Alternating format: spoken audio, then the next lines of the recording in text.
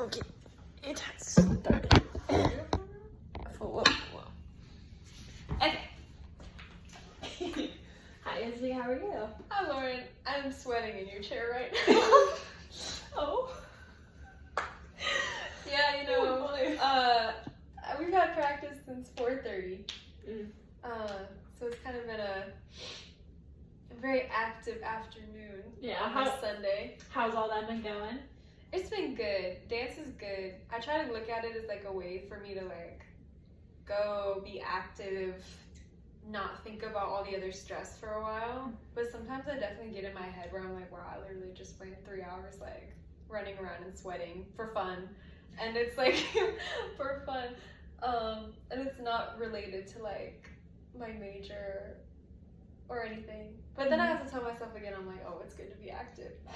I was gonna say, I mean, as we talked about last time, you are in your final semester of college, and while obviously you want to spend time on your academics, make sure you have good grades and you graduate with high honors as well, this is like the last time, like so far before grad school, that you can like actually have your college experience and like go be active and go do some stuff, fun stuff for your college. So and that's such a good point. Like, I just like, I guess kind of being integrated into the college community in that way. Like I think once we have our first game, which is on the 20th, I think I'll remember like why I love it and be more excited about it, just because that feeling on game day, like looking up at the crowds and you're with your friends and you're like, okay, I have to perform and I'm anxious about it, but like, this is why I've been working so hard. But it's hard when we've had like practices since the summer. Like I think the first one I was able to go to was like July 6th. I'm like, we've literally been practicing, and our performance, we had a performance that was like the blessing of the class for freshmen. But like maybe first game day I'll lock in. I was gonna say like first game day jitters. Yeah, I get so nervous before I perform, and it's one of those things where it's like my boyfriend will literally be like, oh, are you excited? And my answer is always no. And I feel bad because it's like, in theory, like dance is something like I love and I have so much fun in theory. But I just get like so nervous and in my head, and it's random. It's weird because it's like if I do mess up, it's not even something that like plagues me, you know? Because I'm sure I've messed up plenty of times in like our former routines, but I don't sit around thinking, oh my god, sophomore year winter when I messed up in the hip hop routine. I was gonna say, are there like any other like stressors or something that like make you like think that this is what's causing those like pregame jitters, or like? Yeah, I think it's honestly like I want to do good for my team, and it's more than like, oh, I don't really care if I make a mistake for like selfish purposes. I'm not like, everyone saw me fail. Maybe if I like fell really badly in the middle of the routine, like that would get to me. It's more about like, I want to pull my weight, and like I don't want to feel like I'm not contributing to the team. And that's where I get anxious, where I'm like, I hope I keep everything memorized. I hope I'm going where I need to go. Like, I don't want to mess up my teammates. I want to make the performance look good so they're happy. So I mean, those are one of those things which I've had experience with this too, where like you have a lot on you, where like you want to do well for you, for your teammates, but you also want to feel good about yourself, being like, wow, I just accomplished this and I did the best I could, and I'm the best version of myself. But I completely get that. Yeah, and it sounds bad, but like the most pressure really comes from like my other teammates to do well. Like the teammates, like we usually record like all the performances and stuff, but like right afterwards, like I have like 2 or 3 teammates who will like rush to the phone and like watch it and then be like, oh my gosh. And I've never like, I don't like watching the videos. I don't like watching practice videos, which is not good, I know that, but like I don't like watching performance videos. If anything, I prefer to practice in the mirror so I know how I look. But like when I watch those videos back, I guess it's because like those mistakes are like frozen in time, and I watch it and I kind of get like cringed out by it, where I'm like, oh my gosh, I made that mistake, and like I can never fix like that mistake because it's immortalized in the video. So then it's easy for me like in performances when I mess up, but I'm like, no skin off my back, you know? But then when I see the videos and I rewatch videos, I'm like, oh my gosh, I messed up. Oh my gosh, I messed up. Oh my gosh, I messed up. And it's like I can never fix those errors. Yeah.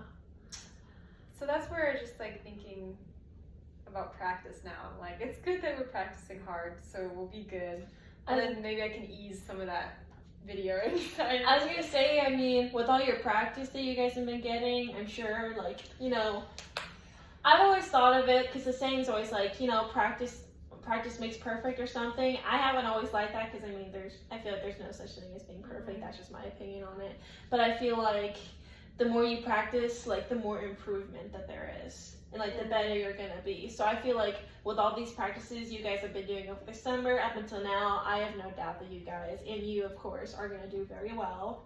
And I mean, if something happens, make a little mistake, it's okay. We're all human. Everyone makes mistakes. That's just how we are. Again, nobody's perfect. If there was, no mistakes would be made. So yeah, I definitely feel good.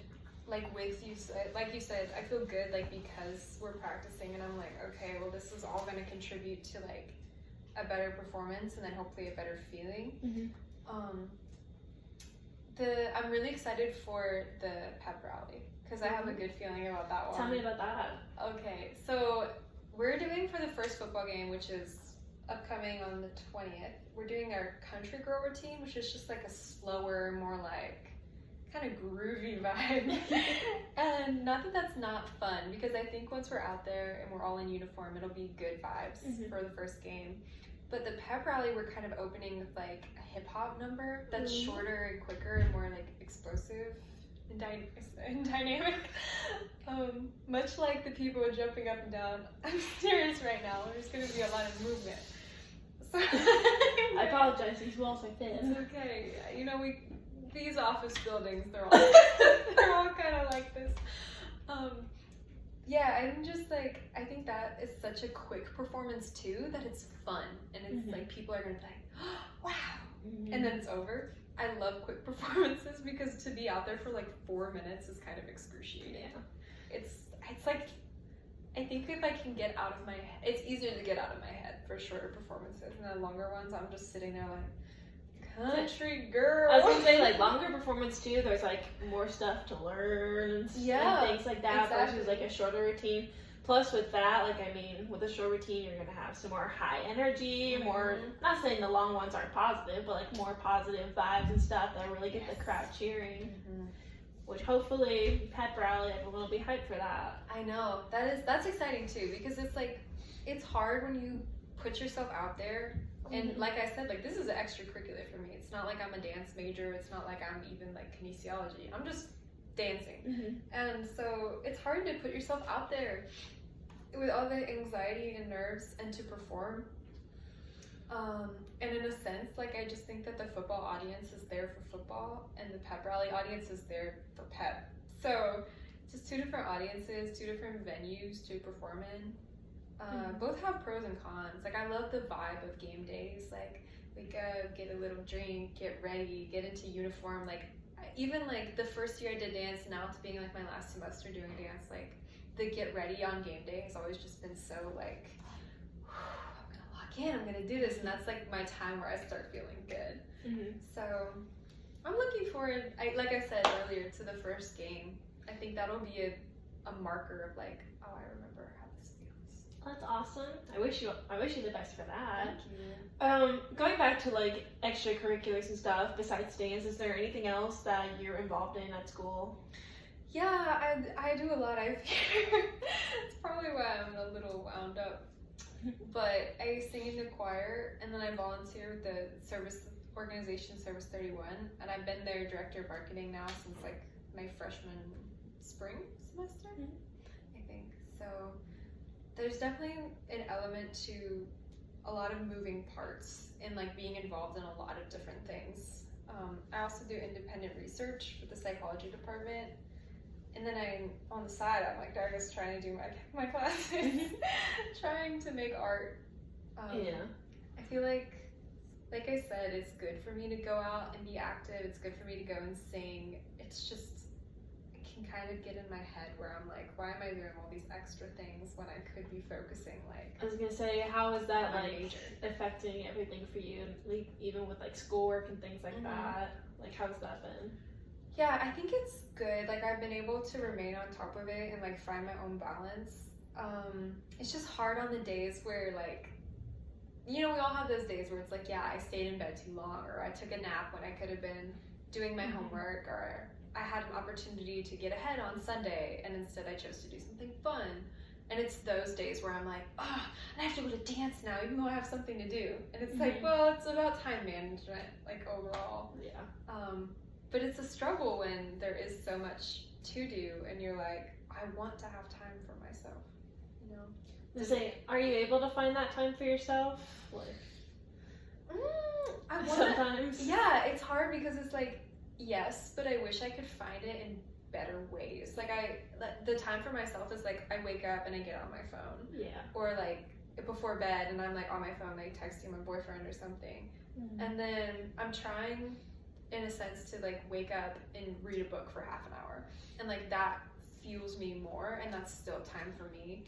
Like I wish I was better at like making intentional time for myself. I was gonna say, like, definitely finding that time for yourself, even if it's like 30 minutes to an hour, that definitely, I feel like everyone nowadays needs to do that. But I will say, like, scrolling on the phone and everything, I'm guilty of doing that. And I feel like everyone in this point in time is guilty of that and should find better ways. Obviously, I know it's hard to break that habit, but I know, like, if you're able to, like, reading a book, as you said, that one's really good. At least get your mind stimulated and everything. Or if you even have a self-care day where, like, you just take a nice hot bubble bath, or you just take time to do your hair or your makeup or your skincare, just things like that that are like time away from the screen and more like about yourself. Yeah, like pouring into myself. And that's so good because like when you are involved in a lot of things, it's hard to, you kind of slip into the pattern of like, well, these are things I'm involved in, so I'm doing it for me. And it's like, well, yeah, but it's like you need to find a neutral activity. But over time they start to become very draining on top of schoolwork. So I get that. Oh yeah. Well, thank you for coming to see me today. I appreciate it. Thank you for listening to me yap about my ridiculous sweaty habits.